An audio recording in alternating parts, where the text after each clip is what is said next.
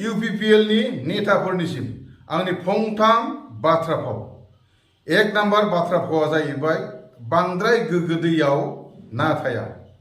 2 number बाथ्रा फावा जाहैबाय राजनीतिकआव बांद्राय साधु जानानै लाब गैया। 3 नम्बर बाथ्रा फावा जाहैबाय गेद्दा गिद्दि दंफांखौ रावबो नायफिना, रावबो दानफाया। बियो थांनानै थाबाय थागोन, बियो जौगोन आरो बियो देरलांगोन। नाथाय सिदा दंफांखौ थाब थाब दानफायो। मानसिफ्रा साननो हागौ राजनीतिनि दोहौआ जोबलांबाय, दासो मानो राजनीतिनि सोमोन्दै भिडिअ लाबोदों। आं बेखौ सानाखै। बाथ्राया जाहैबाय इलेक्शन जोबनानै UPPL नि माखासे केन्डिडेटफ्रा MCLA दारायनायावबो थाल्ला थुल्ला गाजोब्बाय आरो MLA दारायनायावबो फोद्दा फोद्दि खांग्रां खुग्लुब जाजोब्बाय। बै समाव आं भिडिअखौ बानायथ'वाखै, मानो होननानै बुङोबा दुखु आरो बिथांमोना जारला सिन्था दङ, बेखायनो आं खालामथ'वाखै।